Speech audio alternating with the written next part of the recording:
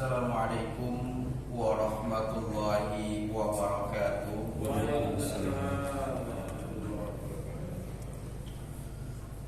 Innal hamdalillah wassalatu wassalam ala Rasulillah wa ala alihi wa sahbihi wa man tabi'ahu wa wala. Wala haula wala quwwata illa billah. Amma ba'du, rabbis shrahli sadri wa yassirli amri wahlul 'uqdatam min lisani yafqahu qawli. Para bapak ibu yang insyaallah kita semua dalam naungan rahmat dan maghfirah dari Allah Subhanahu wa taala, puji keliling syukur kita patut mengucap kehadirat Allah Subhanahu wa taala yang tidak pernah henti. Dan insya Allah pujian dan rasa syukur kita kepada Allah bukan untuk yang pertama kali di hari ini dan tidak untuk yang terakhir. Disebabkan karena kita adalah orang-orang yang sadar betul akan nikmat yang Allah anugerahkan kepada kita tidak pernah henti pula. Berharap besar upaya kita meluangkan waktu menuju rumah Allah ini bersilaturahim, kemudian menelusuri ayat-ayat Allah, kiranya bagian dari rasa kebersyukuran yang membuat Allah ridha dan pada akhirnya menambah lagi nikmatnya kepada kita semua. Amin ya rabbal alamin. Sementara ketika kita membaca sholawat dan salam kepada Nabi, harapan yang paling tertinggi dan terindahnya adalah seluruh untayan-untayan sholawat kita kepada Nabi terhantarkan secara sempurna kepada beliau, kemudian dijadikan alat bukti kita mencintai Nabi di hari kiamat kelak nanti, dan kendaraan yang akan mengantar kita meraih syafaat yang pernah Dia janjikan. Amin ya rabbal alamin. Bapak Ibu yang saya hormati, satu kenikmatan bagi saya ketika alhamdulillah di kesempatan hari ini bisa kembali berkunjung ke masjid ini bersilaturahim dengan Bapak Ibu semua setelah sekian lama saya nggak datang ke sini. Terima kasih Bu Tita yang masih ingat saya untuk mengundang lagi bisa hadir silaturahim. Mudah-mudahan silaturahim saya dan kita semua memanjangkan umur dan luasnya. Amin ya rabbal alamin.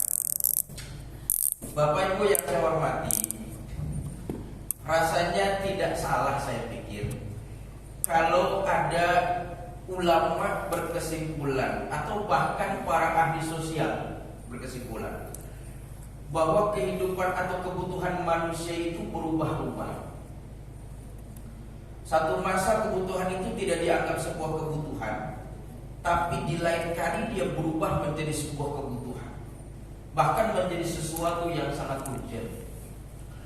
Bayangkan saja perubahannya kita rasa. Dulu paling-paling kita mengenal kebutuhan sandang, pangan, papan, pendidikan. Tapi bukankah semakin berkembangnya zaman sudah bertambah lagi?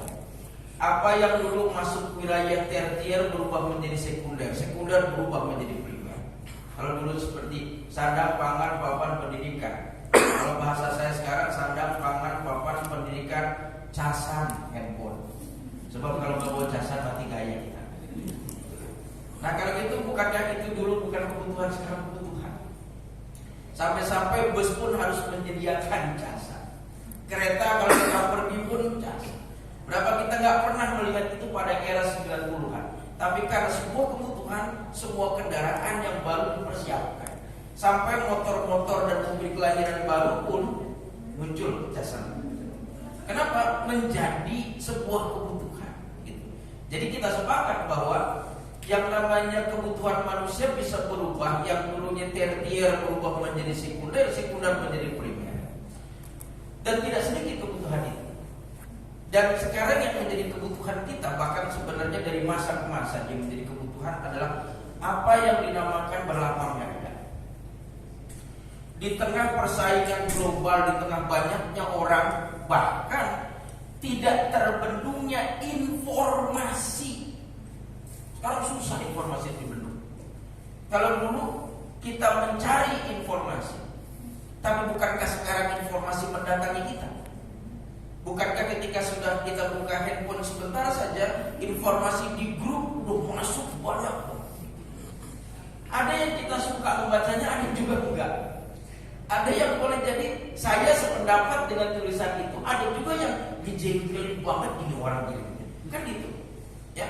Nah kalau itu saya pikir upaya berlapang dada itu sebuah kebutuhan sekarang ini.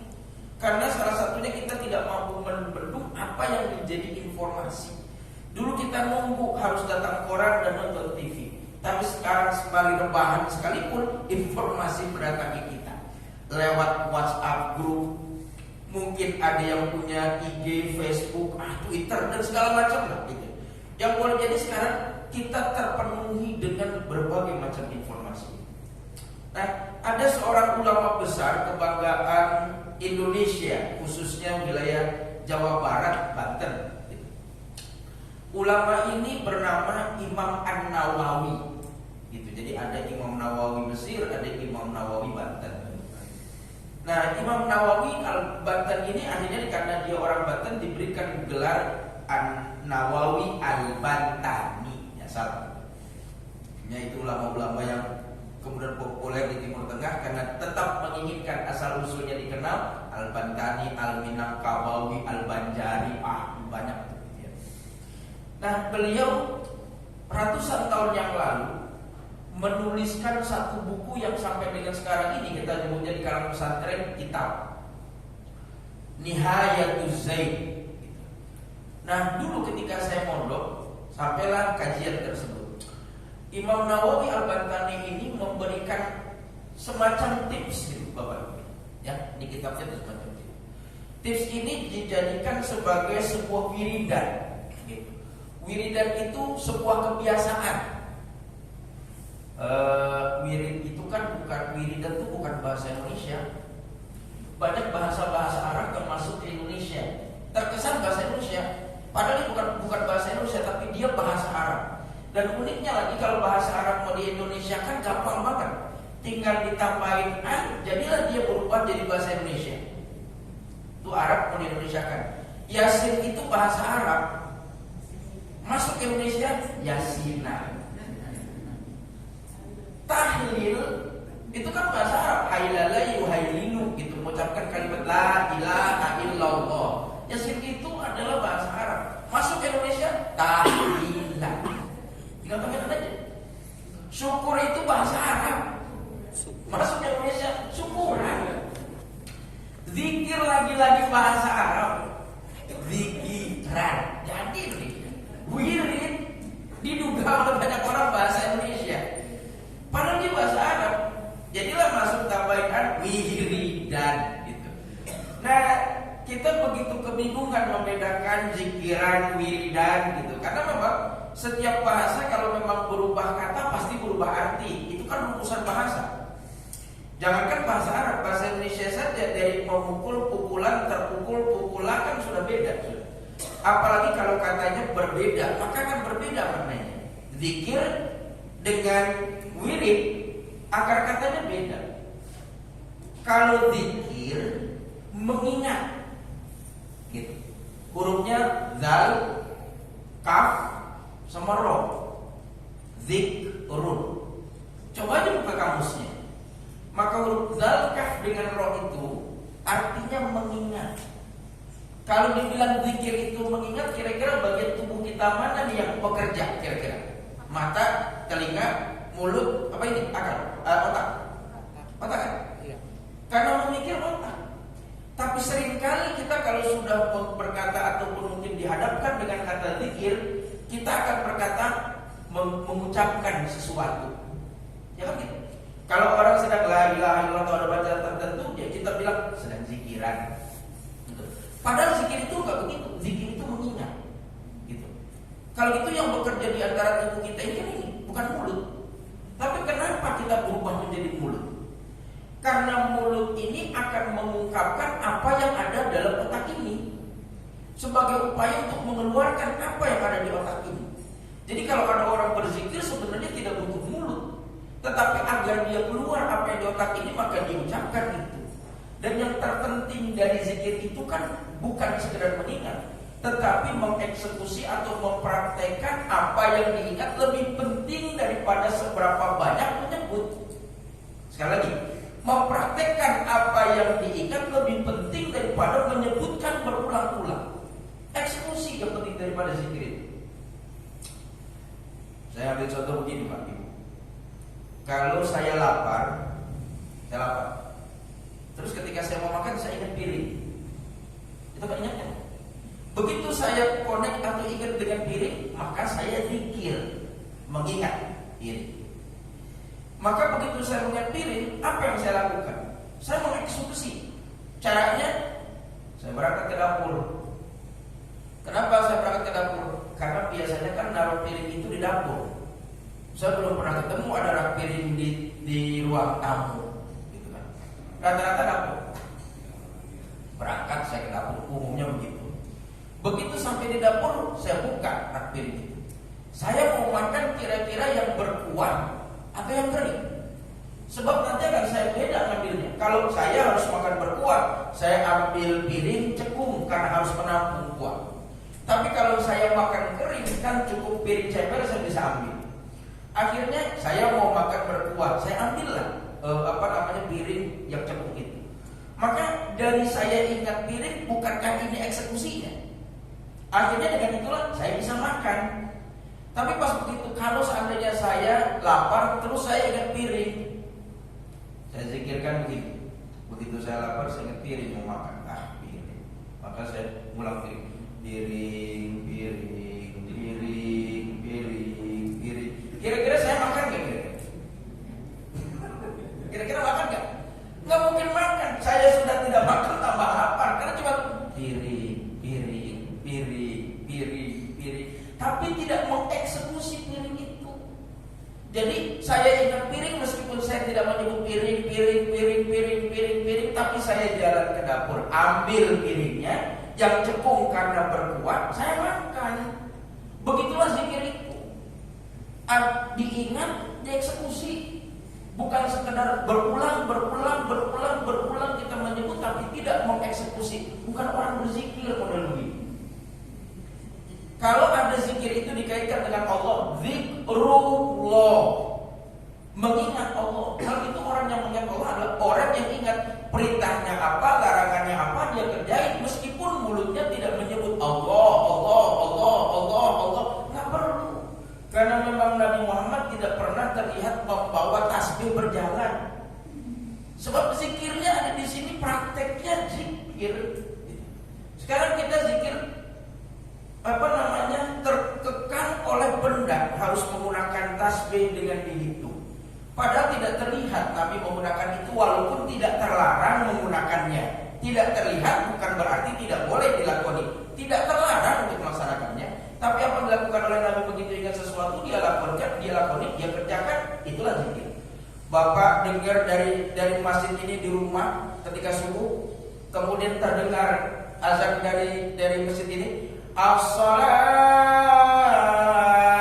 khairum minan naum. Salat lebih baik daripada tidur. Bapak berangkat ke masjid.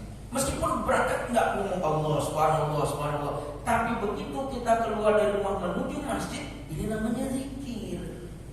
Gitu. Ya, itu kan eksekusi, itu zikir. Kalau wirid, bacaan yang sudah dibiasakan. Pada waktu-waktu tertentu dia laksanakan bacaan itu. Sudah terbiasa, maka bacaan yang biasa dibaca itu namanya wirid.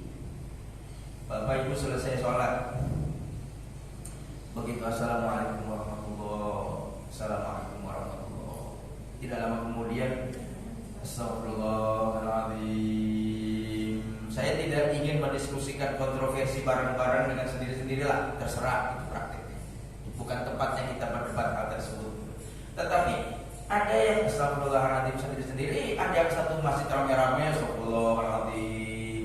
Sudah biasa dia baca begitu. Memang kalau habis sholat dia pasti istighfar. Setelah istighfar dia baca Allahumma antas salam wa minkas salam wa ilaika ya'udus salam, dibaca itu. Setelah itu dia lanjut dengan subhanallah 33 kali, alhamdulillah 33 kali, Allahu akbar 33 kali. Sering dia baca itu. Setiap sholat Pak dia baca itu. Kalau itu bacaan itu namanya wirid. Sesuatu yang dibaca berulang pada waktu yang memang sudah dibiasakan, sehingga kita bisa menebak. Jadi wirid itu jalan yang selalu dipakai, tidak pernah berubah. Nah, itu namanya wirid. Makanya kata wirid itu dipakai untuk hadis waroda fil khobar, ada di riwayat Nabi, katakan begitu. Waroda itu terdapat, karena biasanya kita merujuk sebuah masalah kepada hadis. Maka merujuk masalah yang kebiasaan kepada hadis disebut wirid, karena biasanya kalau ada hukum kita balikkan ke hadis. Maka jalan yang sudah biasa digunakan atau kebiasaan menjadi wirid. Bapak selesai subuh, sudah yang lain pulang, Bapak Ibu duduk di masjid. Saya biasa baca Yasin dulu Pak, kalau sudah selesai subuh ngisi waktu sampai matahari nanti terbit syuruk. Saya baca tiap hari Pak, alhamdulillah sudah rutin. Maka Yasin yang Bapak baca itu namanya wirid, karena sudah biasa gitu ya. Jadi wirid itu sebuah bacaan yang kita baca setiap momen yang sudah ditentukan. Bapak mau tidur, kemudian ibu mau tidur, kemudian baca Bismillahirrahmanirrahim, ya Bismillahirrahmanirrahim, wirid, karena kebiasaan dibaca. Begitu kurang lebihnya. Maka Imam Nawawi, seorang ulama besar asal Banten yang menjadi kebanggaan Indonesia sekaligus warga Banten khususnya, beliau dalam kitab tersebut memberikan arahan kalau mau diamalkan. Beliau wirid, tapi wiridnya dipakai dalam sholat. Maka beliau mengajarkan begini: kalau ada orang melaksanakan sholat qobliyah subuh, azan subuh, kemudian kita laksanakan qobliyahnya. Ada yang bilang itu sholat fajar, ada yang cuma sekedar qobliyah subuh saja. Terserah, yang jelas dia qobliyah subuh. Nah, ketika qobliyah subuh, beliau menganjurkan agar ketika seseorang membiasakan diri qobliyah subuh, dia baca surat Al-Insyirah. Selesai membaca surat Al-Fatihah sebagai bacaan wajib. Jadi rakaat pertama selesai dia membaca surat Al-Fatihah sebagai bacaan wajibnya, dia baca Al-Insyirah yang yang cukup populer. Alam nashrah laka sadrak wa wada'na anka wizrak alladzi anqadha dhahrak warfa'na laka dzikrak fa inna ma'al usri yusra fa idza faraghta fansab wa ila rabbika farghab. Jadikan ini wirid atau kebiasaan pada saat sholat qobliyah subuh. Lantas apa dampaknya? Kalau kata beliau, apa lantas manfaatnya? Kenapa kita baca insyirah? Alam nashrah, atau yang mungkin kita anak-anak sekarang menyebutnya surat Al-Insyirah. Kalau saya berhadapan dengan para orang-orang tua dulu, kemudian saya bilang baca surat Al-Insyirah, mereka pasti nanya, surat apa sih Pak Ustaz? Insyirah itu Alam Nasrah. Oh, Alam Nasrah itu. Mereka lebih familiar dengan Alam Nasrah, bukan Al-Insyirah. Baca surat Al-Asr ya Ibu. Al-Asr apa ya Pak? Wal Asri. Oh, Wal Asri. Jadi kita lebih familiar dengan kata-kata itu gitu. Al-Insyirah. Lantas kenapa saran beliau begitu?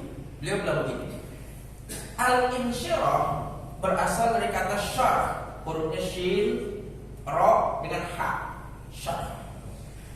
Syarah itu secara bahasa artinya meluaskan, melapangkan. Syarah. Bagi Bapak Ibu atau mungkin DKM yang pernah mondok, kalau ada kitab kecil tipis gitu bahasa Arab, maka dilanjutkan dengan syarah, gitu ya. Ulama yang lain membuat syarahnya. Syarahnya itu meluaskan lagi. Maka ada kitab namanya Gramatika Bahasa Al-Jurumiyah. Maka ada ulama lain yang ingin meluaskan kitab tersebut, dibuatlah Mutammimah. Dibuatlah lagi yang lainnya syarah. Ada takrib di syarah, jadi Fathul Qorib dan segala macamnya. Syarah itu menjabarkan, meluaskan. Yang tadinya 1 meter ketika disyarah bisa jadi menjadi 10 meter. Melapangkan, melebarkan. Itu syarah. Nah, kenapa kita butuh syarah dilapangkan ini? Khususnya syarah ini tertuju pada dada. Rata-rata kalau syarah dalam Al-Quran pasti atau lebih sering objeknya dada. Ini alam nasrah laka sadraka. Alam nasrah, bukankah kami telah melapangkan dadamu? Gitu. Atau barusan tadi surat Toha yang dibaca, Rabbis rahli sadri, ke dada gitu. Jadi syarah itu objeknya kalau Al-Quran ke dada gitu. Nah uniknya bicara tentang lapang dada ini, ada nabi yang memang diberikan oleh Allah lapang dada tanpa dia minta, dan ada nabi yang harus meminta dadanya dilapangkan. Bukan kita menjelekkan antara nabi banget, tetapi perbedaannya begitu. Ada yang dia nggak minta tapi dilapangkan dadanya. Ada yang dia harus meminta dadanya dilapangkan. Siapa ini? Yang diberikan tanpa harus meminta itu Nabi Muhammad SAW. Ya, dia dikasih. Maka insyirah ini tertuju kepada Nabi Muhammad. Alam nasrah laka sadrak, bukankah aku telah melapangkan dadamu wahai Muhammad? Allah melapangkan dada. Apakah Nabi Muhammad meminta agar dirinya dilapangkan dada? Kan enggak. Tapi dilapangkan. Nabi Musa alaihissalam, dia minta kepada Allah. Pada saat dia harus berhadapan dengan seorang bernama Fir'aun, maka begitu dia akan berhadapan, dia doa, Rabbis rahli sadri wa yassirli amri wahlul 'uqdatam min lisani yafqahu qawli. Ini akhirnya jadi doa wajib saya tiap hari. Sejak tahun 90 saat saya mondok dulu, saya diajarkan sama kiai baca Rabbis rahli. Ya udah jadi bacaan tiap hari, selalu Rabbis rahli, selalu Rabbis rahli. Nah, Nabi Musa kenapa dia harus minta Rabbis rahli? Karena beliau itu berhadapan dengan seorang yang diabadikan oleh Allah, Fir'aun. Nama aslinya bukan Fir'aun kan? Ramses. Kita kenal dia Ramses. Tapi Al-Quran lantas mempopulerkan dia dengan istilah Fir'aun. Ketika Nabi Muhammad berhadapan dengan Ramses ini yang diabadikan oleh Allah menjadi Fir'aun, benar atau tidak, tapi ada ulama yang menduga benar atau tidak. Ini kan pandangan ulama, bukan Allah ya, benar atau tidak terserah. Tapi ada yang menduga Fir'aun itu kan diabadikan oleh Allah dengan nama Fir'aun. Dalam bahasa Arab itu kan kata majmuk. Kata majmuk. Dua kata digabungkan jadi satu, gitu kan? Sehingga menimbulkan makna baru. Yang pertama kata fir, berasal dari kata farra yafirru, lari. Fir itu lari. Au fafirru, gitu kan, ada kalau larilah kamu, gitu kan. Terus au berasal dari kata ada yang pertolongan, ya, pertolongan. Jadi ada kata lari, farra yafirru fir. Ada kata au, itu pertolongan. Sama dengan kata rumah, sama kata makan. Rumah, kata sakit, digabung jadi mana baru rumah sakit, rumah makan, gitu kan. Nah, akhirnya dia digabungkan Fir'aun ini. Fir'aun, artinya Fir'aun itu dia yang lari dari pertolongan Allah. Gitu. Dia yang lari dari pertolongan Allah. Kenapa dikatakan dia lari dari pertolongan Allah? Karena pada dasarnya Allah selalu ingin menolong semua hamba-Nya yang tersesat. Gak ada Allah membiarkan orang terombang-ambing dalam kesesatan. Gak bijaksana Allah itu. Nah, sifat Allah gimana? Sifat Allah itu selalu saja kalau ada hamba yang tersesat, Allah menolong dia. Tapi tinggal tergantung si hamba itu mau atau tidak ditolong Allah, kan pilihan. Tapi Allah tidak akan pernah membiarkan seorang hamba diam dalam kesesatan atau makin jauh dalam kesesatan. Nah, sampai Allah dalam Al-Quran, hal ataka hadithu Musa. Nah, ini kita lihat, kalau nggak lihat Qurannya nggak waru. Ya, kita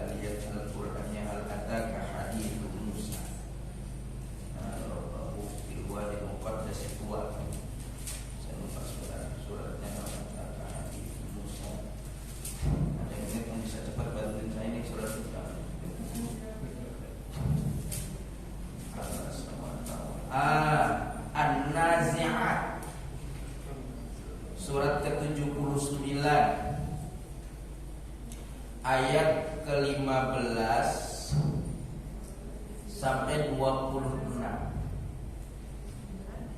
Bapak bisa baca terjemahannya? Harus nyari atau belum siap Pak? Yang sudah siap ada? Saya minta bantuan yang terjemahkan. Ibu, buku kita surat ke-79 ayat 15 sampai dengan ayat 26. Ada mikrofon.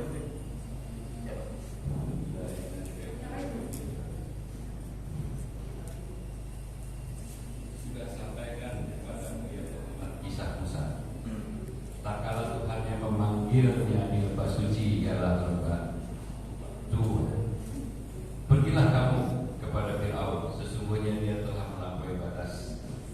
Dan katakanlah kepada Firaun, adakah keinginan bagimu untuk membersihkan diri dari kesesatan? Dan kamu akan kupimpin ke jalan Tuhanmu, agar supaya kamu takut kepadanya. Lalu Musa memperlihatkan kepadanya mukjizat yang besar, tetapi Firaun mendustakan dan mendurhakai. Kemudian dia berpaling seraya berusaha menantang Musa.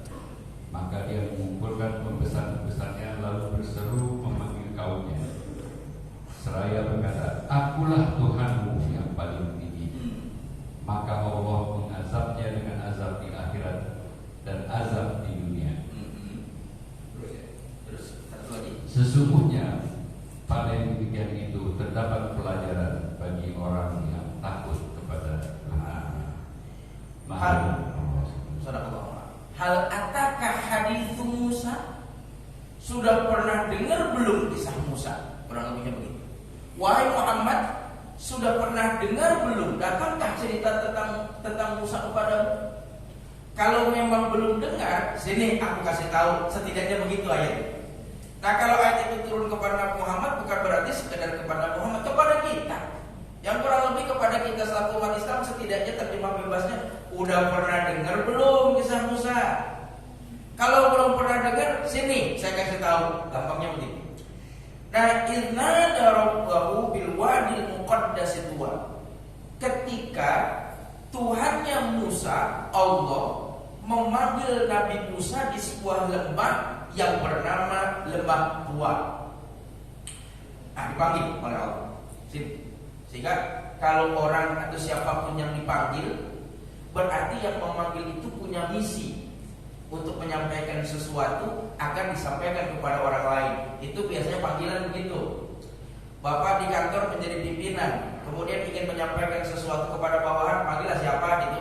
Suruh masuk sini, dipanggillah dia. Dia ingin menyampaikan satu pesan agar disampaikan kepada orang lain. Saya RT, dipanggil sama Pak RW. Begitu dipanggil, ada sekian RT datang, Pak RW ingin menyampaikan sesuatu agar saya menyampaikan pada warga saya. Kan gitu memanggil itu. Sehingga siapa yang dipanggil oleh Allah sebenarnya ada pesan tertentu yang ingin disampaikan oleh Allah. Sebarkan lagi. Begitulah panggilan haji. Orang dipanggil haji.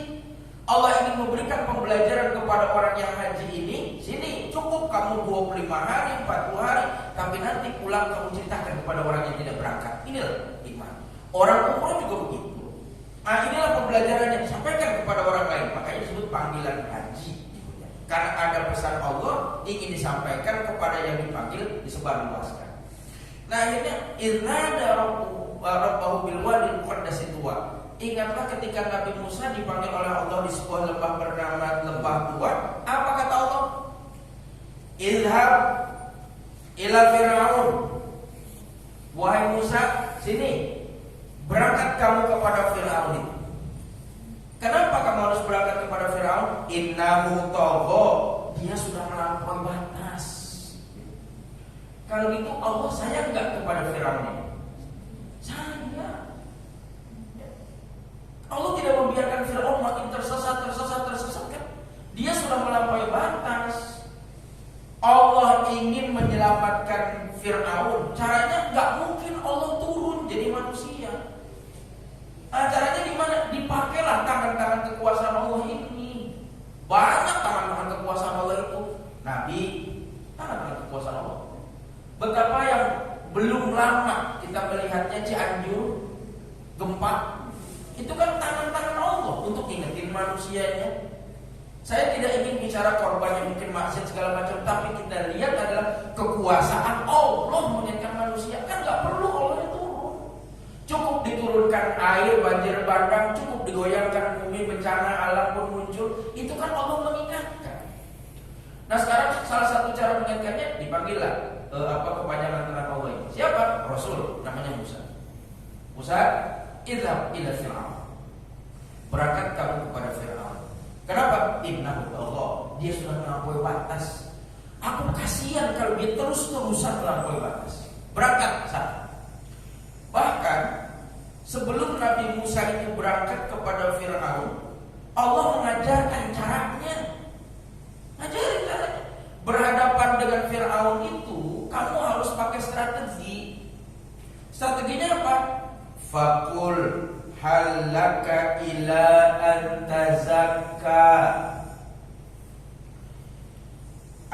Dan katakanlah Musa kepada Fir'aun itu, adakah keinginan kamu untuk membersihkan diri? Jadi bukankah kalau kita ingin menasihati orang lain menggunakan bahasa yang santun? Mana pernah kita dengar Nabi Muhammad menggunakan cacian dan makian?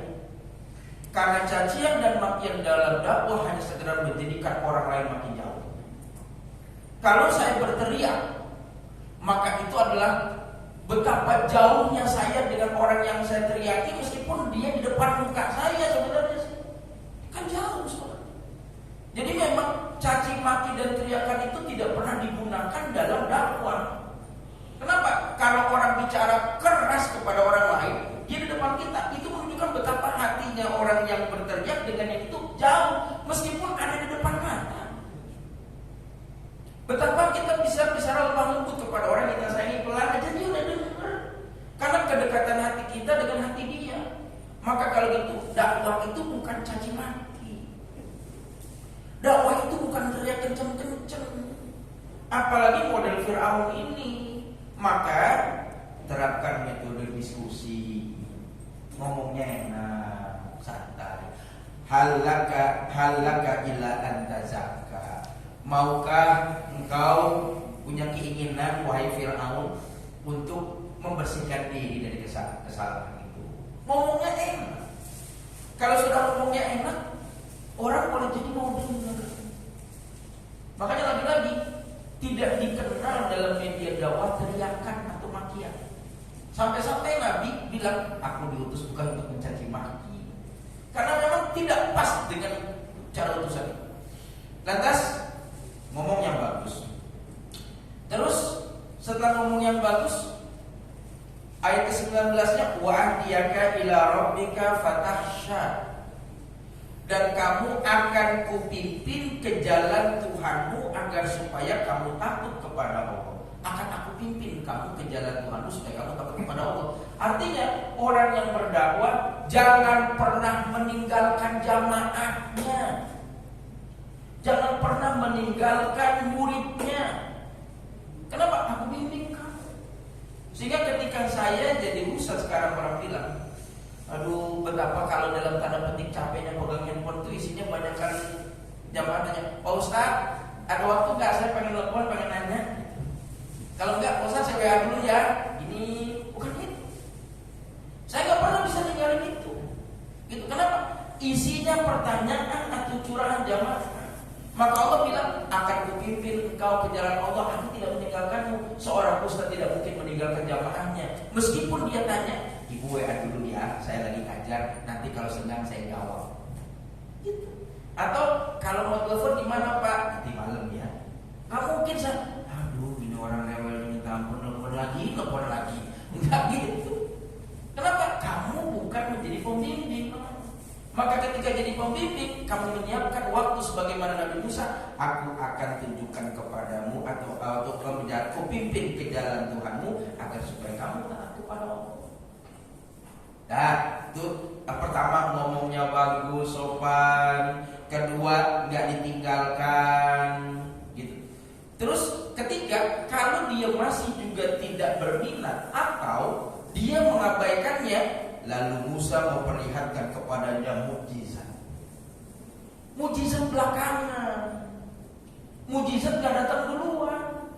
Jangan pikir setiap nabi begitu berdakwah langsung pakai mukjizat. Enggak. Kalau masih pakai rasionalitas, ajakan, ngobrol itu. Karena mukjizat itu hanya sekedar ingin melemahkan orang itu aja. Kalau dia tidak dilemahkan dengan mukjizat memang gak perlu. Sehingga tidak semua nabi punya mukjizat. Ketika ngomongnya bisa didengar, kemudian tutur katanya santun, dia bisa dicontoh, nggak perlu mukjizat, kita ngikut. Bapak Ibu percaya kepada Nabi Muhammad apa karena Nabi Muhammad punya mukjizat? Hah? Saya enggak. Saya percaya kepada Nabi Muhammad karena akhlak. Karena akhlak.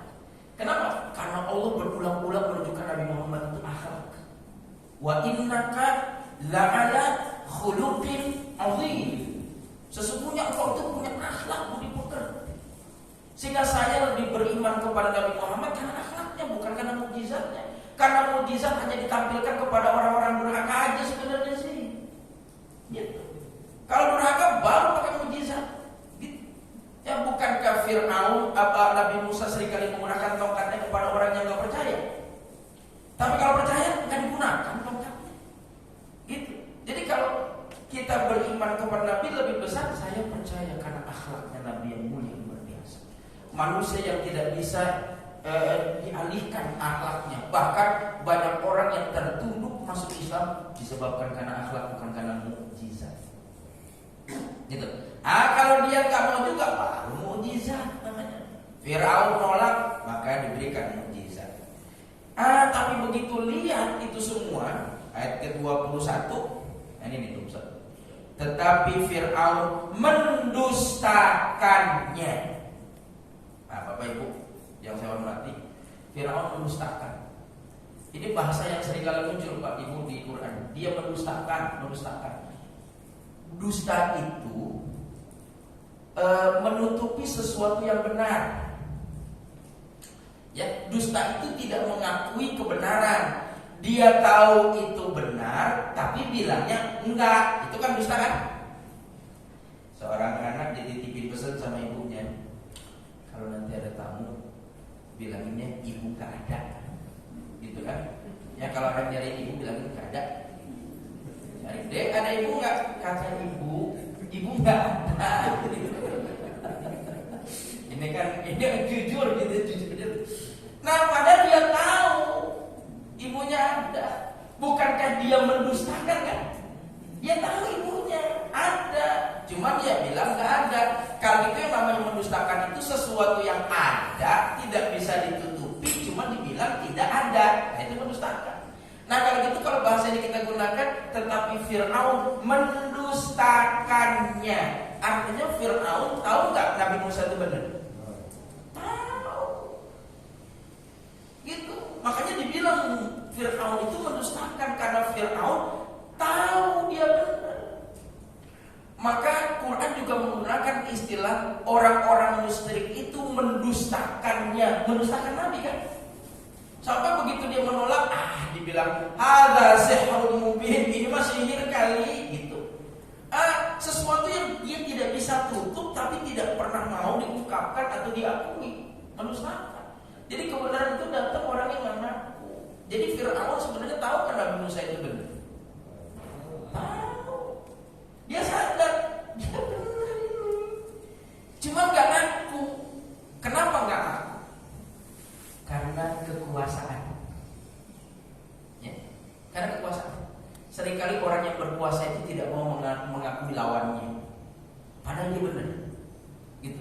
Apalagi di tengah orang lain, kalau harus mengakuinya sulit. Dia bilang tidak, meskipun itu benar. Itu penguasa tuh seringkali begitu. Gitu. Karena faktor kekuasaan, kebenaran tertutup. Bukan karena dia tidak tahu itu benar, tapi karena faktor kekuasaan dia enggan mengakui itu benar. Karena kekuasaan. Itu tuh makanya orang-orang yang punya kekuasaan itu seringkali tidak mengakui itu benar. Siapa? Meskipun kekuasaannya bukan kekuasaan yang besar. Mohon maaf Bapak gitu. Ini kita di rumah tangga, kita kan penguasa. Ya. Kita kita harus jujur rumah tangga, kita penguasa, orang diangkat jadi pimpinan kan. Seringkali kita menolak kebenaran yang disampaikan oleh istri, padahal dia benar nggak Bu? Ibu nggak usah ragu. Kenapa? Karena dalam Quran laki-laki disebutnya wa ukhdirotil anfusus. Laki-laki itu wataknya dan karakteristiknya kikir. Laki-laki kita dalam rumah tangga kikir. Kikir itu bukan pelitnya sebelahnya, bukan. Saya baca tafsir ulama tentang kikir apa sih gitu. Apakah kikir gak mau ngasih, pelit seperti yang kita bilang kikir? Bukan. Kikir itu istilah Quran, tafsirnya laki-laki dalam kehidupan rumah tangga itu keras kepala, nggak gampang ngaku salah, mau menang sendiri. Ibu udah senyum-senyum, nggak mudah minta maaf. Kayaknya pada manggut-manggut semua tuh Pak. Kalau ibu manggut-manggut itu benar, saya ingin mengucapkan selamat bagi ibu. Kenapa? Ibu memilih laki-laki tulen. Gitu. Kenapa saya bilang laki-laki tulen? Kita diciptakan begitu oleh Allah standarnya. Jangan salahkan kita laki-laki. Allah nyiptainnya memang begitu. Sebagaimana kalau ibu lihat pabrikan mobil SUV dengan sedan nggak mungkin sama. Jangan salahkan SUV, jangan salahkan sedan kalau penggunaannya tidak tepat. SUV digunakan untuk jalan yang mungkin agak bergelombang, naik tanjakan, sehingga salah kita memilih sedan kalau jalanannya rusak, gitu kan? Nah kalau itu memang desain. Perempuan juga begitu, dia punya desain. Laki-laki juga punya desain pabrik. Gimana dia? Kikir, keras kepala, mau menang sendiri, susah minta maaf. Ya, itu laki-laki. Maka selamatlah ibu kalau kayaknya gitu. Kenapa? Istri saya nggak setuju, berarti saya bukan laki-laki. Kalau bapak, kalau itu berbeda dengan yang disebutkan, saya mau bilang kepada ibu, istri bapak, maka rawatlah bapak, karena bapak termasuk makhluk langka yang wajib.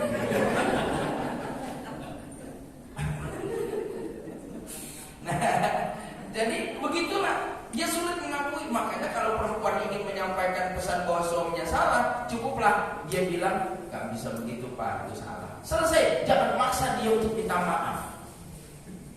Kenapa jangan memaksa dia minta maaf? Dia nggak mau, meskipun benar saya salah. Tapi benar kan? Salah kan?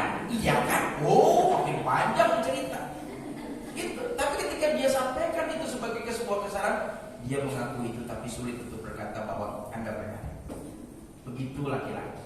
Gitu ya. Jadi jangan bilang bahwa kami diam itu, kami tidak mengaku salah. Kami ngaku salah. Cuman kalau suruh ngomong, iya kan? Entar dulu. Nah, jadi kalau ada lagu wanita ingin dimengerti, saya juga pengen bikin karena laki-laki ingin dimengerti. Begitu. Ya, jadi kembalilah dia mendustakan. Kenapa dibilang mendustakan? Fir'aun tahu Musa itu benar. Dan akhirnya dia berpaling. Ya, dia berpaling akhirnya. Dia sudah mendustakannya, dia berpaling. Berpaling itu sebuah kata atau istilah dalam Al-Quran menentang. Berpaling. Nanti Bapak Ibu kalau baca Quran terus ada terjemah berpaling, itu maknanya dia menentang. Kenapa? Karena berpaling pada masa itu menunjukkan penentangan. Kita nggak perlu balik zaman Nabi Musa. Zaman kerajaan kita dulu kalau abdi dalam nggak ada praja, selesai dia melaporkan, dia balik badan mundur. Sampai sudah nggak kelihatan baru balikan. Kenapa? Kalau beliau lapor terus kemudian setelah itu dia balik dada, maka dia menentang. Gitu. Makanya nggak ada berani balik badan. Dia mundur. Baru kalau udah gak kelihatan dia balik. Maka karena itu dia berpaling, lambang dia menentang Musa. Bukan sekedar berpaling, dia menentang Nabi Musa. Nah, akhirnya Allah Subhanahu wa taala mengazab Fir'aun. Nah, setidaknya saya ingin menyampaikan pesan resume ayat itu. Bukankah Fir'aun itu sebenarnya disayang Allah? Ya, sampai harus putus Musa, kasih tahu dia, nasihatin ya, kamu jangan sampai tinggalkan dia ya. Kalau dia mungkin masih melawan, nih ada mujizat ya. Betapa Allah ingin menyelamatkan Fir'aun kan? Tapi Fir'aunnya balik badan. Makanya jangan pernah berpikir bahwa kalau ada orang melakukan kesalahan, Allah membiarkan dia dalam kesalahan itu. Enggak. Allah putus. Cuma bisa jadi dia tidak mau karena tadi kekuasaannya. Maka Nabi Musa tahu persis orang ini. Maka begitu tahu persis, begitu dia akan berhadapan, apa yang Nabi Musa minta? Lapangkan. Rabbis rahmi. Allah lapangkan dada. Untuk bisa menerima kenyataan, aku berhadapan dengan orang yang super ngeyel ini. Kalau kita tidak menerima kenyataan bahwa dia super ngeyel, yang sakit kita sebenarnya sih. Tapi kalau dada itu dilapangkan, dada itu unik, Bapak Ibu. Jarak bumi dengan matahari, para ilmuwan sudah sampai itu. Sekian puluh ribu kilometer. Ya kan? Jarak bumi bulan diukur. Lautan terdalam diukur. Adanya di mana? Itu saya lupa namanya. Itu tapi terdalam di situ. Yang paling dangkal di sini, paling dalam di sini. Diukur. Tapi adakah yang sanggup mengukur dalamnya hati manusia? Nggak ada kan? Setinggi-tinggi langit ataupun matahari bisa diukur. Sedalam-dalam lautan bisa diselami. Tapi siapa kan? Tidak tahu. Gitu kan? Saking dalamnya dia hati seseorang, siapa yang tahu? Nah kalau dia sudah dilebarkan oleh Allah, daya tampungnya luar biasa. Karena kita nggak pernah tahu. Melebarkan sesuatu, saya punya halaman 10 hektar sekarang, akhirnya saya lebarin jadi 20 hektar, maka akan menampung sekian mobil akhirnya. Iya, bisa dihitung.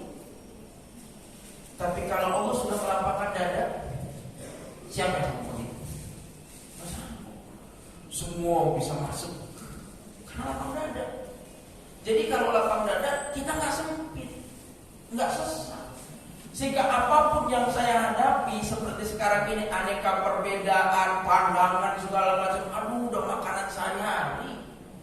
Belum lagi mungkin cara ibadah yang kita kerjakan berbeda dengan orang lain. Kalau kita lapang dada, kita menerima memang berbeda, kan ditampung. Adapun persoalan nantinya saya setuju atau tidak setuju belakangan. Yang penting apa yang ada di hadapan saya ini saya tampung. Kalau saya tampung, dada kita nggak sesat. Sehingga kalau hati kita sempit nih, kecil, baru menerima perbedaan yang kecil saja, kita udah deseknya luar biasa. Akhirnya jengkel, bin kesel, ngomel. Gitu penyakitnya kan nyambungnya ke situ tuh. Jengkel, bin kesel, akhirnya ngomel. Ketika jengkel, bin kesel, akhirnya ngomel, sakit kan kita. Akhirnya guru saya dulu bilang begini, nanti kalau kamu berdakwah, jangan kamu mati gara-gara ceramah. Itu ya, kalau kamu berdakwah jangan mati gara-gara ceramah. Kenapa? Karena kamu gak bisa nerima orang lain berbeda dengan kamu mati nantinya. Kan ada orang gini Pak, aduh Pak ya Allah, saya mesti ngomong apa lagi sih Pak? Sudah kasih ini, nggak ngerti juga. Darah naik, kolesterol tinggi, asam urat muncul. Cuma gara-gara nasihat orang. Nah kalau gitu, Allah sudah mengajarkan kamu lapang dada. Kenapa? Kamu akan berhadapan dengan umat. Nabi Musa berhadapan dengan Firaun. Nabi Muhammad berhadapan dengan musyrikin Mekah, orang Yahudi, orang Nasrani, Sobiin, itu kan? Ya, yang nyembah matahari, yang nyembah bulan, yang nyembah bintang, yang nyembah mungkin boleh jadi jabatan pada saat itu, kan ada begitu. Sehingga begitu beratnya Nabi Muhammad itu berhadapan dengan banyak manusia. Bukankah Allah bekali, aku sudah lapangkan dada. Alam nasrah laka sadrak. Bukankah aku lapangkan dada? Sehingga pernahkah kita mendengar Nabi Muhammad marah dan jengkel? Kenapa? Lapang. Ya. Dakwahnya tidak diterima, apa dia nangis? Gitu. Makanya khususnya bagi para ustadz seperti yang berhadapan dengan banyak orang, rasanya lapang dada ini dibutuhkan. Bahkan semua orang dibutuhkan lapang dada ini. Sehingga jadi ustadz nggak baperan, gitu. Ya zamannya nggak mau dengerin nulis status. bisa 100 lagi. Enggak, saya nyampein. Dan adapun pandangan saya diterima atau ditolak, pilihan. Saya diundang ke sini, Bu Vita ingat saya diundang ke sini, saya nyampaikan ini. Adapun nanti dipakai atau enggak, oh bukan persoalan. Yang penting pulang ada honornya sama bawa kuenya. Itu ini sedang ingetin aja gitu ya. Aku lupa panitia. Nah jadi gitu. Nah adapun tadi baca ya Bapak Ibu alam nasrohnya ketika sholat qobliyah subuh, ternyata ibu tidak melakoni, ya nggak apa-apa. Saya nggak akan pernah merasa kecewa, tapi saya menjelaskan itu. Kenapa kita baca pertama alam nasroh pada saat qobliyah subuh? Karena sholat sunnah yang pertama kita kerjakan hari ini ya, qobliyah subuh. Itu sunnah pertama. Sholat sunnah pertama yang kita kerjakan hari ini. Gak Pak, saya udah bangun 3:30 Pak, saya tahajud semalam.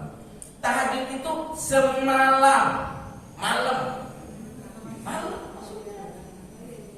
Ya, wa minal lail fatahajjad bihi nafilatan lak. Dan dari sebagian malam tahajudlah kamu. Kalau gitu, kalau kita melaksanakan tahajud malam gak kira-kira? Malam. Hari ini jam 4:06 subuhnya. Gitu. Ya, bangunnya agak awal-awal gitu. Jam 4:06. Suatu masa nanti Bapak Ibu akan ketemu subuh jam 4:45. Nanti kan ketemu. Ya. Nah, kalau pada saat itu Bapak Ibu tahajud pukul 4:30 atau 40, masih malam itu. Gitu. Ya kan? Karena dari sebagian malam tahajudlah kamu. Sebab kalau sudah keluar matahari bukan malam lagi gitu. Kalau dari masjid sudah terdengar Allahu Akbar, Allahu Akbar subuh, berarti udah fajar ini. Bukan malam. Jadi kalau gitu sholat yang pertama kali kita kerjakan dari bagian sholat sunnah kita hari ini qobliyah subuh. Gitu. Kalau gitu di awal kita melakukan aktivitas qobliyah subuh itu, saat itulah kita baca selesai Fatihah, baca alam nashrah laka sadrak. Kata Imam Nawawi, kalau ini dirutinkan menjadi wirid, maka kita meminta kepada Allah agar hari ini Allah melapangkan dada kita sebagaimana Allah sudah melapangkan dada Nabi Muhammad SAW. Ya, jadi akhirnya kalau kita sudah selesai ini qobliyah subuh, kemudian melaksanakan subuhan, kemudian pulang, kita mulai aktivitas dunia kita sampai tengah malam nih kita tidur. Maka semoga Allah tetap melapangkan dada kita itu sehingga aneka masalah bisa ketampung. Saya nggak cepat marah kalau ada perbedaan. Saya nggak akan marah kalau seandainya Anda berbeda dengan saya dan tidak mendapat apa sesuai dengan pandangan saya. Tampung semua. Betapa kehidupan kita ini masalahnya banyak banget per menit, per detik. Kita tuh punya masalah. Tapi kalau dada kita ini lebar, luas, semua tertampung. Kenapa? Tadi dalamnya hati manusia siapa yang bisa mengukur sebuah ungkapan betapa keluasan itu?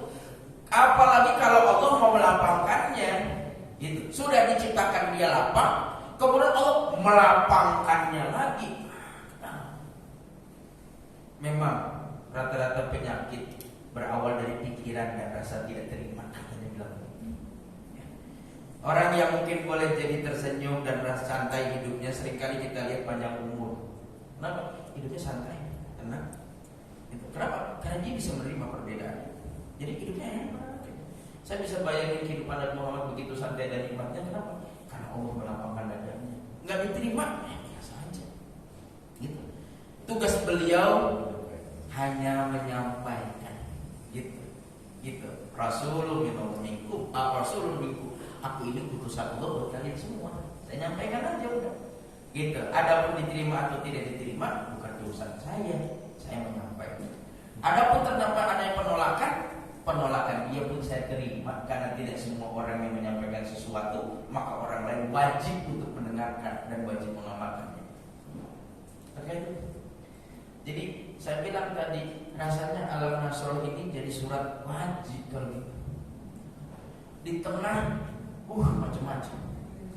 Ya. Tadi saya bilang handphone kita itu sumber masalah.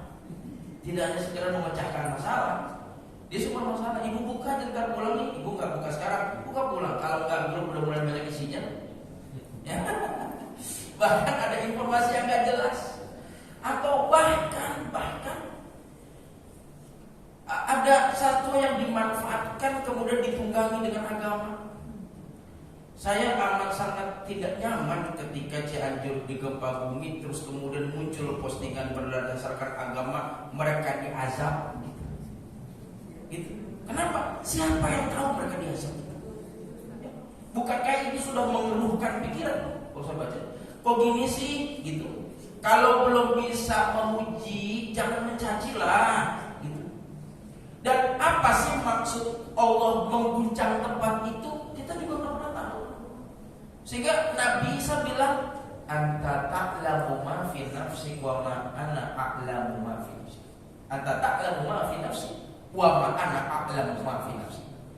Engkau tahu apa yang ada dalam hatiku, tapi aku tidak pernah tahu apa yang ada pada dirimu. Jadi ketetapan Allah bagi manusia itu apa? Ada nggak yang tahu? Tak ada.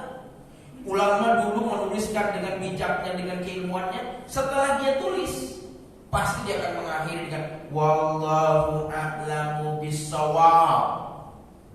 Ya, ulama-ulama dulu tuh kalau udah nulis kitab wallahu a'lamu bissawab. Tugas saya memaparkannya, tapi Allah lebih tahu maksud yang sebenarnya sih. Ini hanya muncul dari kedangkalan pikiran manusia saja, tapi Allah gitu. Kalau ada bencana gempa bumi, banjir bandang, gunung meletus, Quran menyajikan 3 pilihan. Bisa jadi itu siksa, ya bagi mereka yang durhaka. Bisa jadi itu teguran, ya bagi orang yang ibadahnya jalan, maksiatnya lancar. Gitu.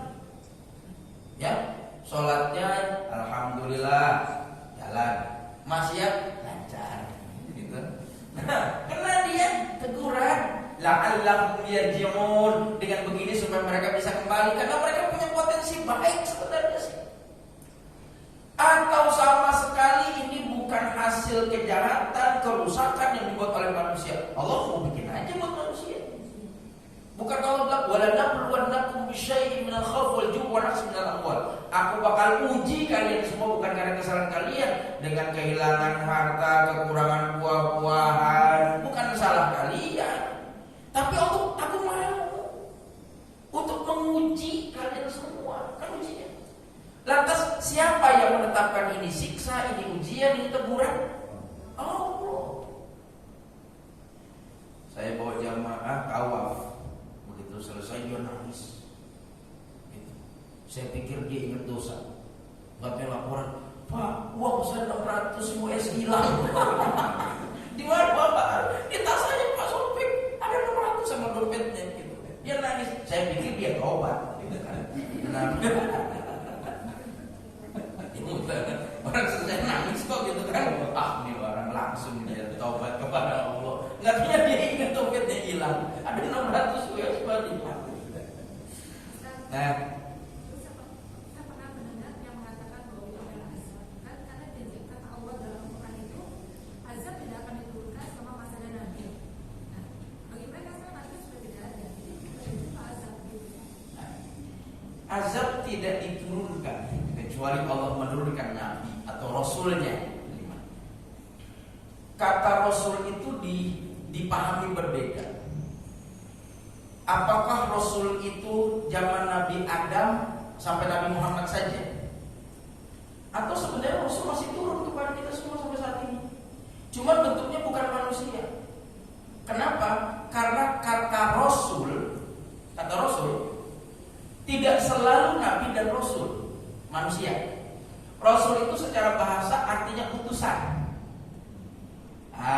Saya pengen nyampaikan sesuatu ke Bu Vita, tapi saya gak ketemu sama Bu Vitanya. Tapi saya pengen nyampaikan sesuatu, maka saya tulis surat agar dia sampai ke Bu Vita. Maka ketika surat saya sampai ke Bu Vita, surat saya jadi Rasul, utusan saya, walaupun bentuknya surat. Maka akhirnya surat atau tulis menulis seakar kata dengan Rasul, risalah. Gitu. Jadi kalau gitu Rasul masih ada, masih. Karena tugas Rasul itu selalu mengingatkan. Bahkan Bapak percaya nggak bahwa tubuh kita ini Rasul? Tubuh kita ini Rasul. Kenapa? Digunakan oleh Allah untuk mengingatkan kita. Jadi apa yang digunakan oleh Allah untuk mengingatkan namanya utusan Allah. Tubuh kita ini utusan Allah. Kenapa kita bisa bilang utusan Allah? Karena dia diingatkan kita. Bu Vita, kalau saya ngelihat foto SMP, SMA dulu, rambut saya banyak banget, Bu Vita. Begitu sekarang ngaca buka gini, ya Allah. Kan itu rambut Rasul. Ingatkan, udah tua kamu itu. Gitu. Gitu. Jadi Al-Quran bilang, bukankah telah datang Rasul-Rasul kami kepada kamu semua? Kalau Rasulnya cuma sampai Nabi Muhammad, kira-kira kita datang nggak? Nggak datang. Kalau kita membatasi Rasul cuma sampai Nabi Muhammad. Tapi dia tetap datang kepada kita karena Rasulnya sekarang bukan Nabi dan Rasul itu lagi, tapi masih banyak Rasul-Rasul Allah yang Allah utus kepada kita. Tubuh kita, alam, digunakan oleh Allah Rasul. Bahkan bukankah malaikat pun Rasul? Nah, coba Ibu buka surat ke-35 ayat 1.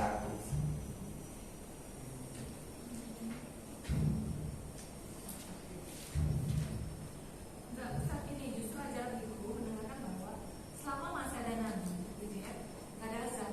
Tapi ketika Nabi Lut, Nabi Nuh itu kan mereka dikeluarkan dulu dari lokasi tersebut, baru azab diturunkan. Gitu kan? Nah, ketika ada Nabi Muhammad kan nggak ada azab.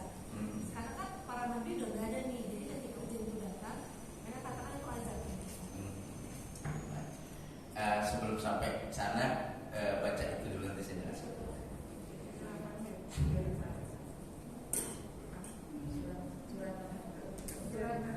Surat ke-35 ayat yang pertama, Pak. Surat 35 ayat 1. Auzubillahi minasyaitonirrajim. Segala puji bagi Allah, pencipta langit dan bumi, yang menjadikan malaikat sebagai utusan-utusan untuk mengurus berbagai macam urusan, yang mempunyai sayap masing-masing ada 2, 3, dan 4.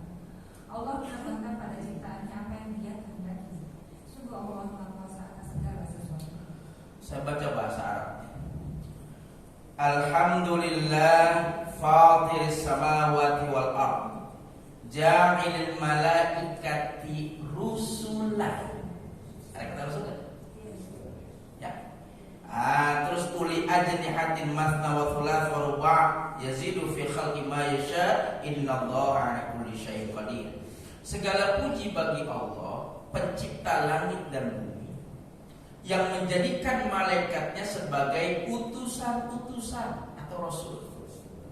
Jadi kalau kita malaikat juga rasul kan? Kalau itu rasul juga banget. Dan kalau bicara tentang Bu Vita tadi bilang, tapi kan Nabi kalau sudah tidak ada namanya azab, gitu kan? Kita mengeneralisir semua azab.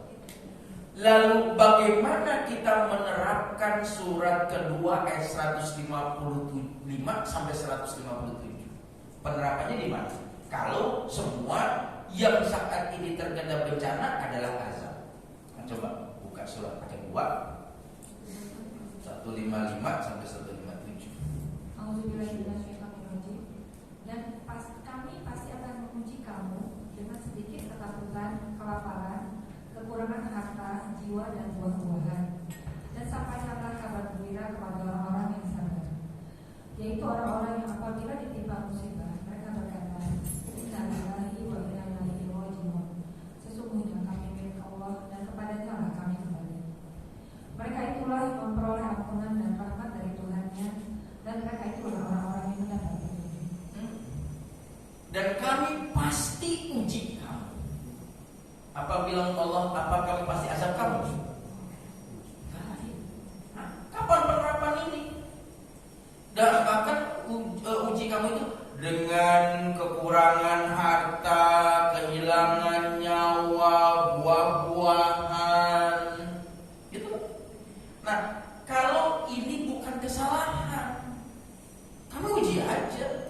Dan memang kalau kita berkata Tuhan kami adalah Allah, jangan dulu begitu kamu beriman sebelum kami uji kamu.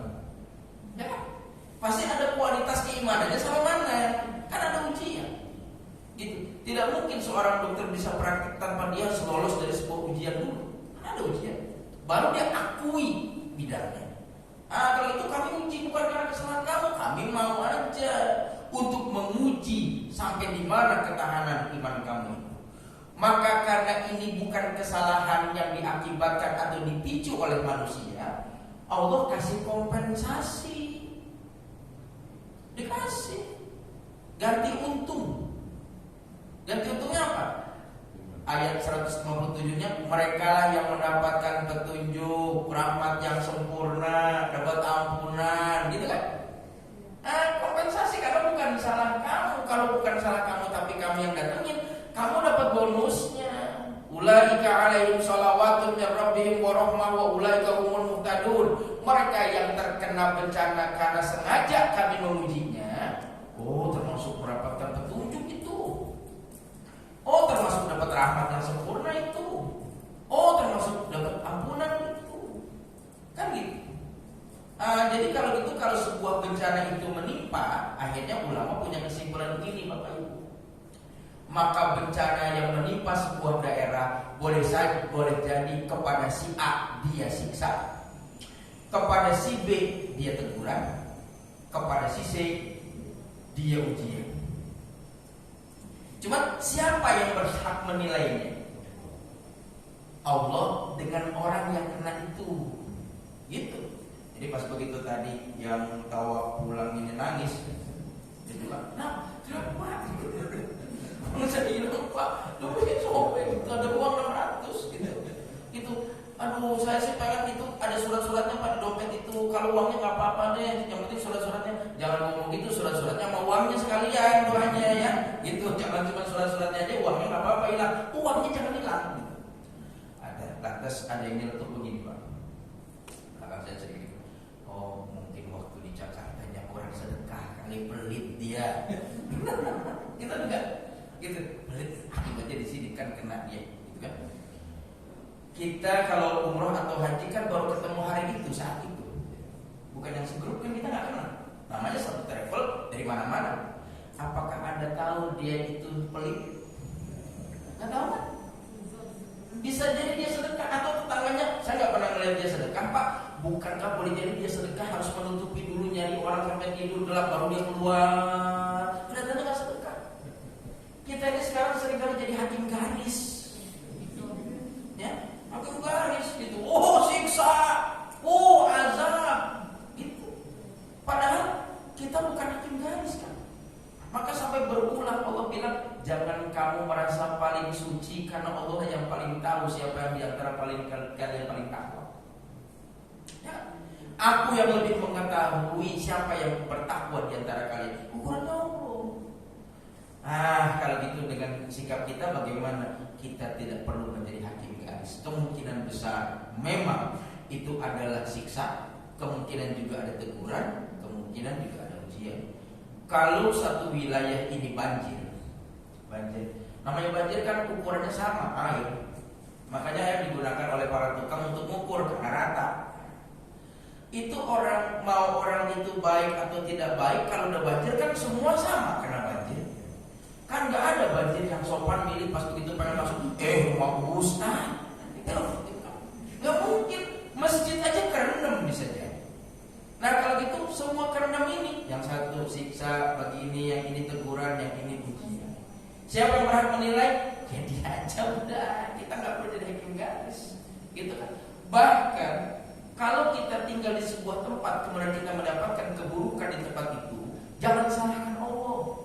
Tapi boleh jadi salahkan kita bertempat di situ. Maka Nabi pernah bilang begini, man hama haulal hima yusik ayyaq afi. Siapa yang tinggal di pinggir kali suatu masa dia bakal kepleset dicebur. Gitu.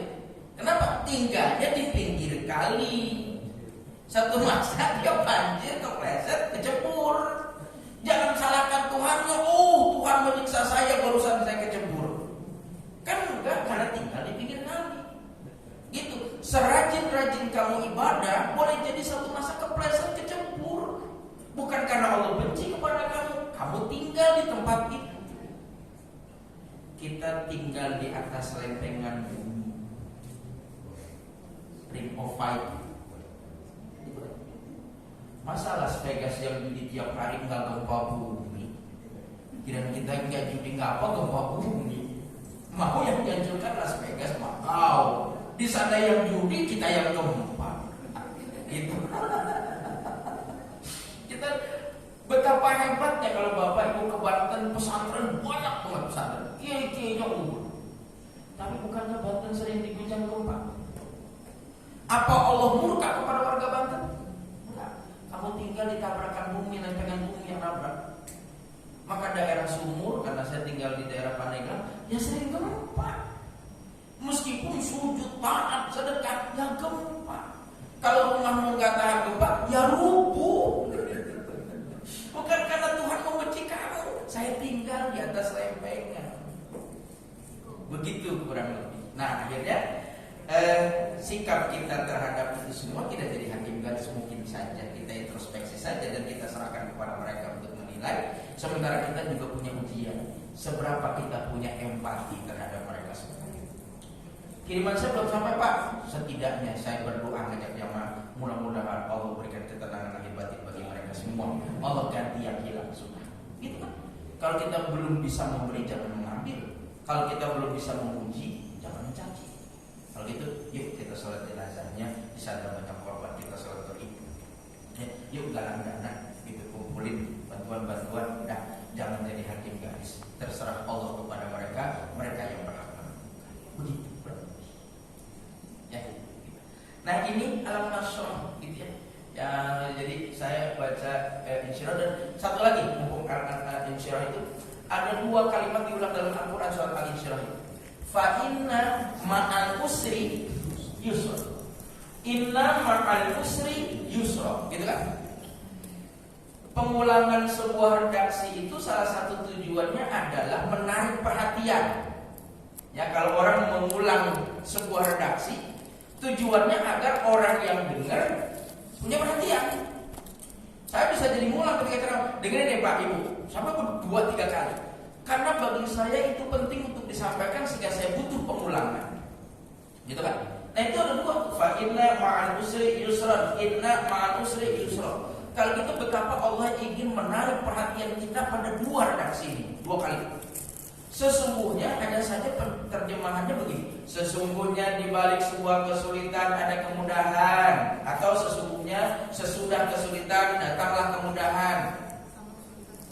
Bersama. Nah, sebenarnya yang paling tepat sesungguhnya bersama dengan kesulitan ada kemudahan.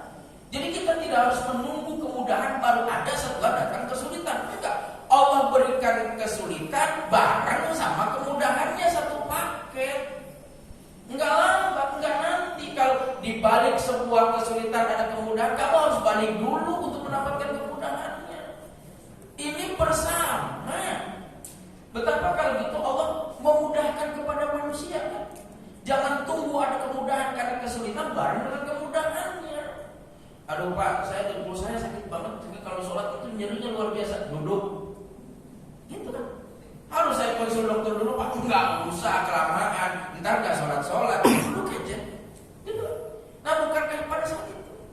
Bahkan pernahkah Bapak Ibu perhatikan kata sulit, usr, ain, sin sama roh di Quran. Fa inna ma'al usri, ain, sin sama roh artinya sulit.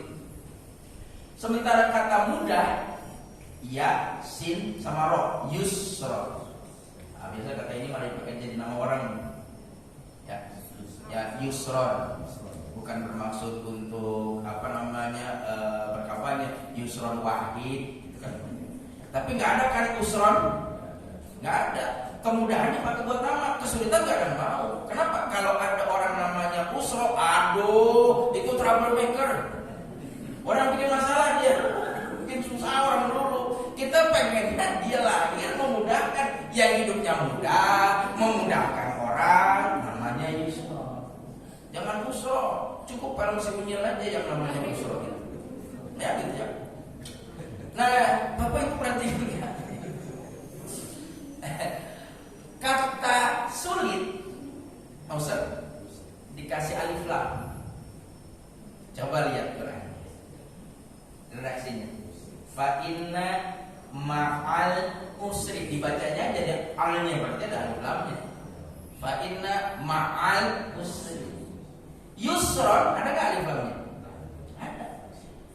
Sulit dikasih alif lam, mudah nggak dikasih alif lam.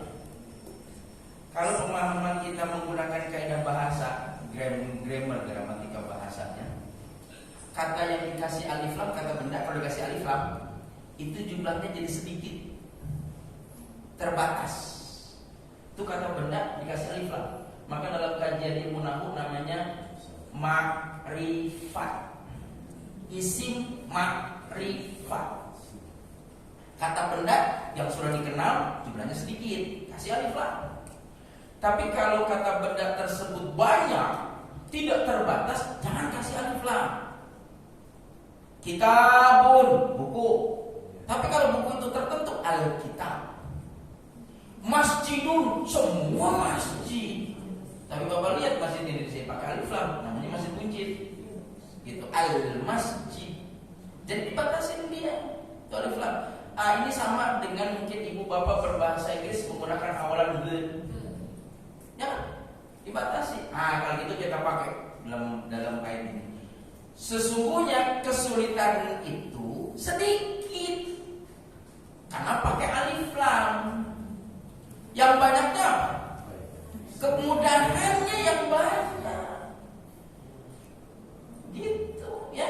Sulitnya sedikit, mudahnya yang banyak. Sampai diulang 2 kali. Fa inna ma'al usri yusron. Inna ma'al usri yusron.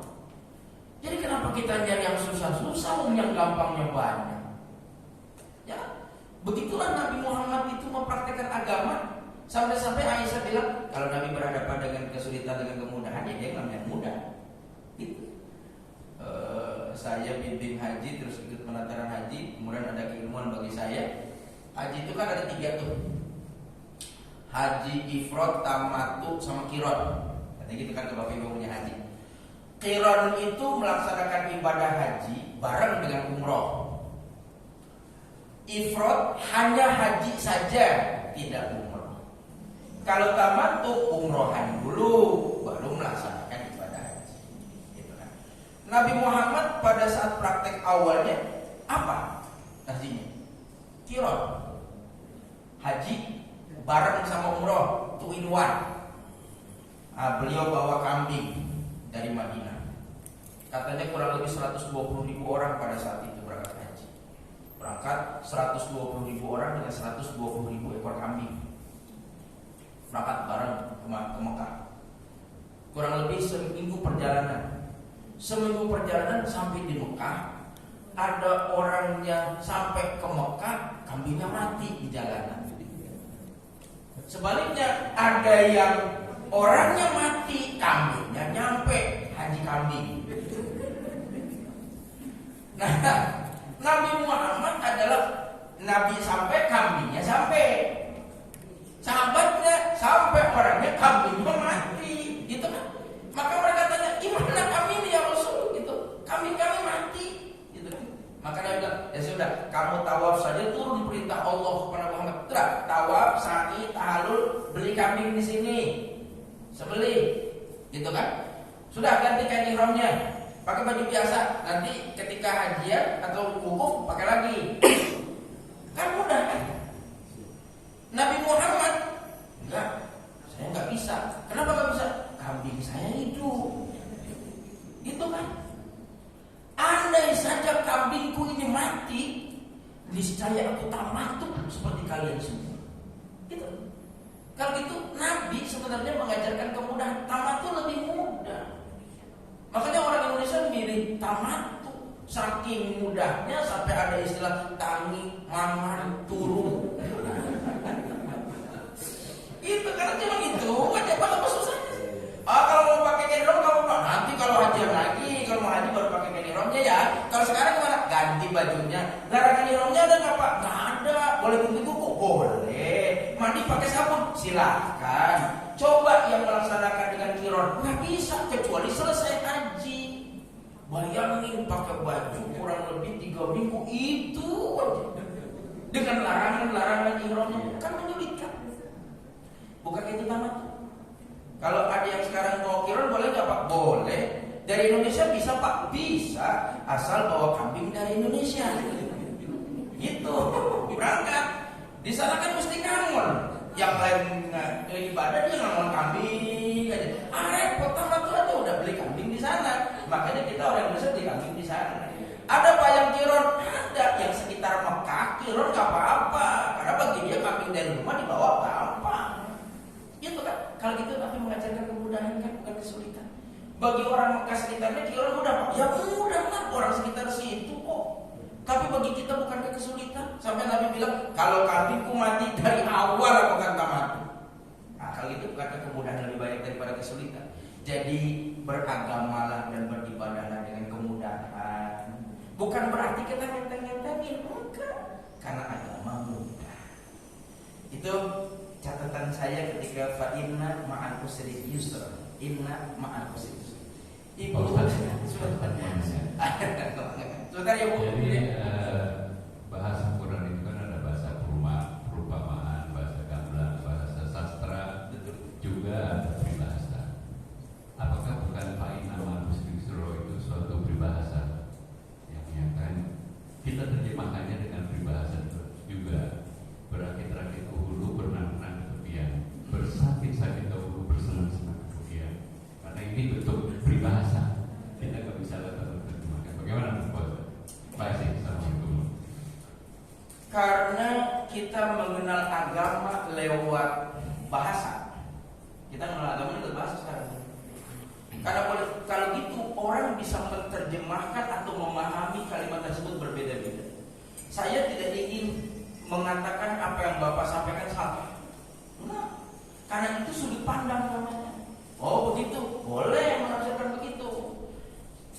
Yang lain punya tafsir berbeda sebagaimana saya sampaikan, boleh. Karena kita beragama sekarang ini sumbernya teks. Dan alangkah teks itu menimbulkan banyak tafsir. Kalau saya dengan Bapak jalan berdua bareng, terus ngelihat ada kertas jatuh, saya buka begini, saya ambil, dituliskan dalam kertas itu. Kita nggak tahu siapa yang nulis kertas ini. Tahu jatuh, saya dengan Bapak ketemu, saya baca berdua. Tulisannya begini: saya dengar kabar burung Anda sakit. Kira-kira menurut Bapak yang sakit siapa?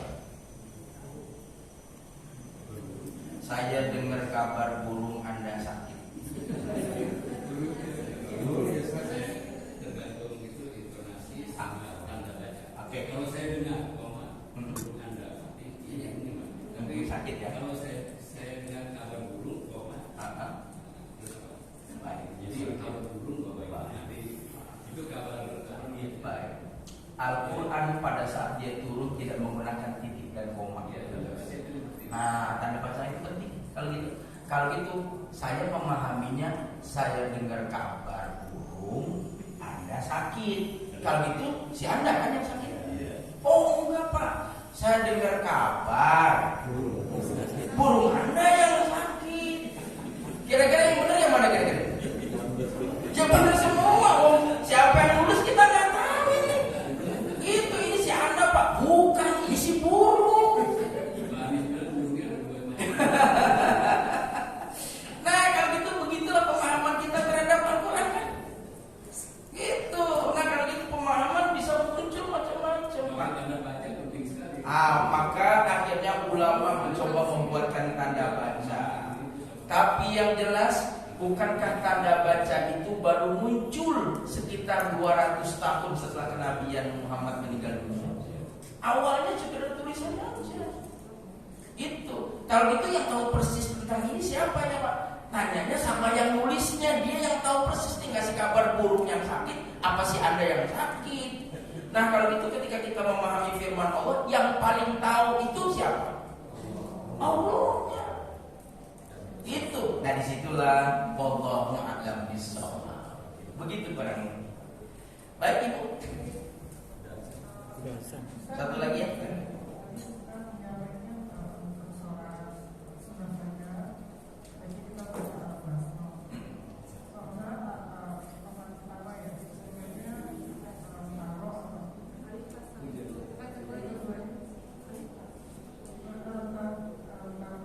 Alam taruh. Rakaat per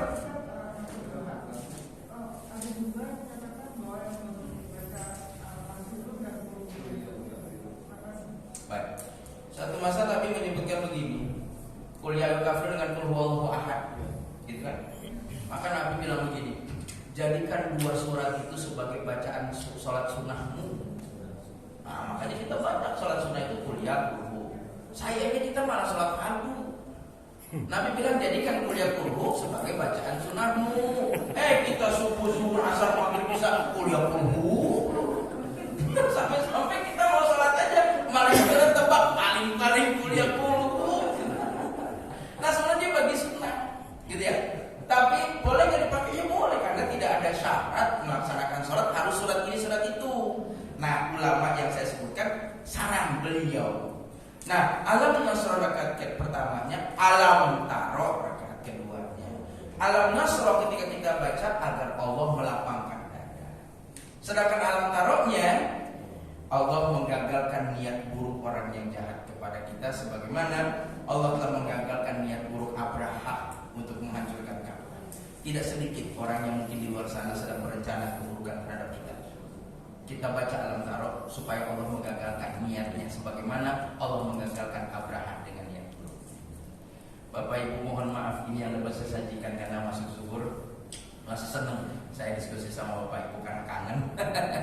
Insyaallah dilanjutkan lain waktu, dan mudah-mudahan kajian kita menambahkan wawasan dan amal tersebut kita kerjakan, dan Allah melapangkan dada kita untuk bisa menampung semua persoalan kita. Ana hadhihi niyah al-Fatihah. A'udzubillahi minasyaitonir rajim. Bismillahirrahmanirrahim. Alhamdulillahirabbil alamin arrahmanir rahim maliki yaumiddin. Iyyaka na'budu wa iyyaka nasta'in. Shiratal mustaqim. Shiratal ladzina an'amta 'alaihim ghairil maghdubi 'alaihim waladdallin. Astaghfirullahaladzim ya dzal jalali wal ikram wa min ta'ala dinul Islam. Allahumma shalli wa sallim ala sayyidina Muhammadin fil awwalin wal akhirin wa sallim tabaraka wa ta'ala kulli sahabati Rasulillah ajma'in. Rabbana ighfir lana wa li ikhwanina alladhina sabaquna bil iman wa la taj'al fi qulubina ghillan lil ladzina amanu rabbana innaka ra'ufur rahim.